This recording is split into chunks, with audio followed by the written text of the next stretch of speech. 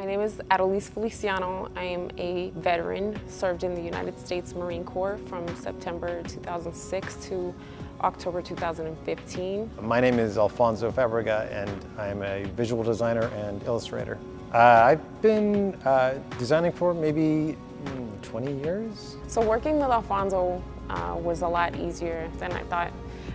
Not that actually I thought it would be difficult to work with him. That might have been one of the concerns I had coming into the project. Hopefully I don't get somebody that, doesn't see my point of view or doesn't understand. This storytelling process compares to my normal work in that we do the same thing with design. Design, unlike art, is communicating a message and oftentimes communicating a story. So, in that respect, it's very similar. I do see that we have different ways of understanding certain concepts. I would explain something to him and he would turn around and explain it to me in a way that he understood. I would say in this case it's subject matter. There's a difference between doing something for a business or a corporate piece versus doing something for a person with their own intimate story. That's more challenging in ways. The greatest challenge for me was, transitioning from being an active duty service member into the civilian world was the transition itself.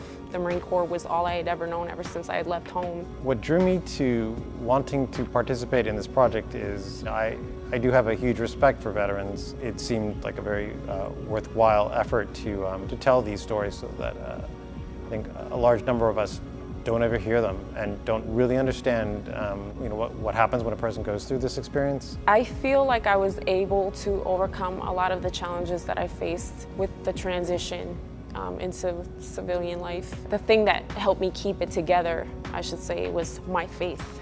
There were all these things that were happening at once, and like I said, I found myself in a situation where I was starting to deal with depression. I was feeling lost. I felt almost desperate. I was away from family. I was attending college. I was taking 6 classes on top of all the other emotional things that were going on. At one point I felt like I was constantly trying to keep my head above water. I remember just sitting down, fighting back tears.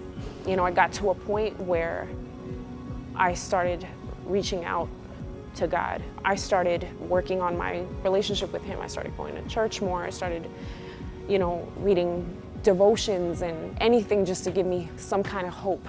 From Adelise's story, I think what intrigued me was this story of growth and transformation, this idea that she was this young woman who, getting out of high school, may not have known, really who she was or where she was going or what she was supposed to be doing. And then through this experience, from, I believe, very great experiences to frankly painful experiences in a very kind of a compressed time, comes out the other side as someone who's strong and definitely focused on who she wants to be and what she wants to do. Esther 4:14, perhaps you were born for such a time as this, was what inspired the crown in the final design. Transformation doesn't come easy. What I want others to be able to pull from this is that there's purpose behind the pain, but you have to commit to finding out what that purpose is and trust that all things can and will work together for your good. Keep pressing, keep pushing. It will get better. Just don't give up. Religion is very important to her, so we wanted to get all that across in this graphic.